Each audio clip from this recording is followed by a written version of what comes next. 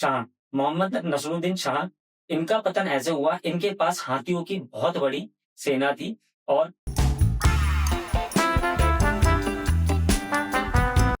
आज जो हम बात करेंगे वो बात करेंगे तुगलक वंश की, कि तुगलक वंश कब आया और ये किसके पतन के बाद आया और इसका पतन किसने किया।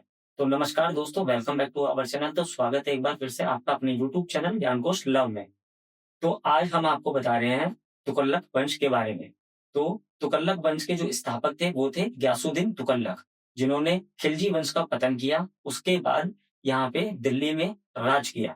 और गयासुद्दीन तुगलक के बाद जो आए वो मोहम्मद बिन तुगलक थे, और मोहम्मद बिन तुगलक के बाद बने फिरोज शाह तुगलक, जो उसके चचेरे भाई थे मोहम्मद बिन तुगलक के। तो इन्होंने यहाँ पे दिल्ली के अंदर जो संरचना की है वो 3 से 4 संरचना है इनकी। एक तो फिरोजाबाद कोटला जो फोर्ट है वो फिरोज शाह तुगलक ने बनवाया था। गयासुद्दीन तुगलक, जिन्होंने तुगलकाबाद का किला बनवाया और उस तुगलकाबाद के किले का निर्माण करवाया था। और उसके बाद जो आदिलाबाद किला बना था वो बना था मोहम्मद बिन तुगलक ने जो बनवाया था। तुगलकाबाद का किला पूरा नहीं हो पाया क्योंकि उसको एक शराब दिया हुआ था, वो एक शापित किला है।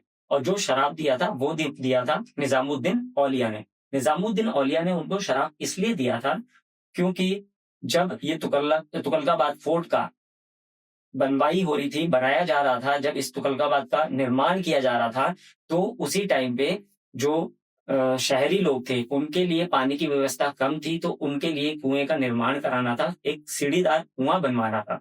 तो वो कुआं बनवाने के लिए उनको लेबर नहीं मिल रही थी क्योंकि सारी की सारी जो लेबर थी वो तुगलकाबाद फोर्ट को बनाने में लगी हुई थी। इसी कारण जब उन्होंने ये बात तुगलकाबाद यानी कि गयासुद्दीन तुगलक से की तो उन्होंने मना कर दिया। तो इस बात को सुन के उन्होंने उनको श्राप दिया कि ये जो किला है ये शापित रहेगा, यहाँ पे कभी भी निवास नहीं हो पाएगा।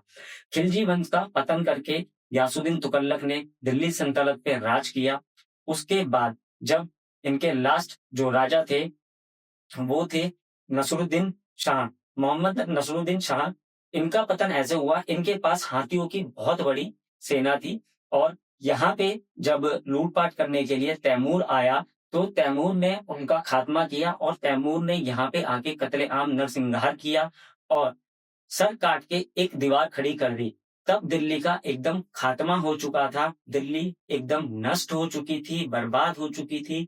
उसके बाद में जब तैमूर यहाँ पे मैक्सिमम टू मैक्सिमम 17 से 18 दिन के लिए आए थे और उसी बीच उन्होंने यहाँ पे लूटपाट मचाई और यहाँ से सारा खजाना लूटा और उसके बाद में नसरुद्दीन शाह का खात्मा कर, तुगलक वंश का अंत कर, वो यहाँ पे सैयद वंश की स्थापना करके क्रिश खान को बैठा के गद्दी पे अपना वापस रवाना हो गए। और अब मैं जो आपको बता रहा हूँ वो फिरोज शाह तुगलक, जिन्होंने निर्माण कराया था फिरोज शाह कोटला का, किले का।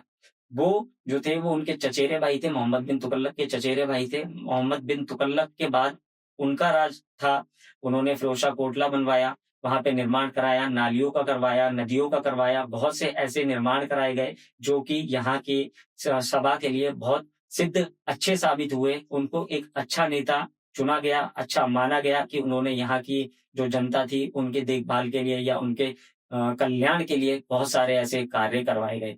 और मोहम्मद बिन तुगलक जो गयासुद्दीन तुगलक के बेटे हैं, उन्होंने आदिलाबाद किले का निर्माण कराया। वो किला देखने में बहुत ही छोटा है, जैसे आम किले हैं, लाल किला आपने देखा होगा, तुगलकाबाद किला, इवन तुगलकाबाद किला भी आपने देखा होगा, वो भी इन सारे किलों को मिला करके देखा जाए तो उन सब में एक छोटा है।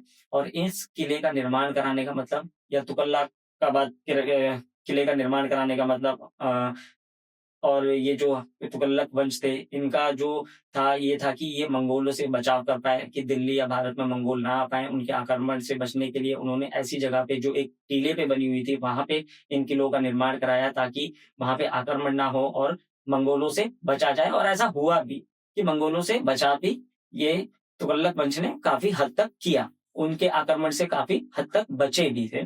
और महमूद बिन तुगलक जो मैं बता रहा हूँ उनके बेटे थे, उन्होंने उसका निर्माण कराया था। उसका निर्माण भी आधे में ही रह गया था। उनका भी कुछ ऐसे ही कहा जाता है कि उनकी भी कहानी कुछ ऐसे ही है।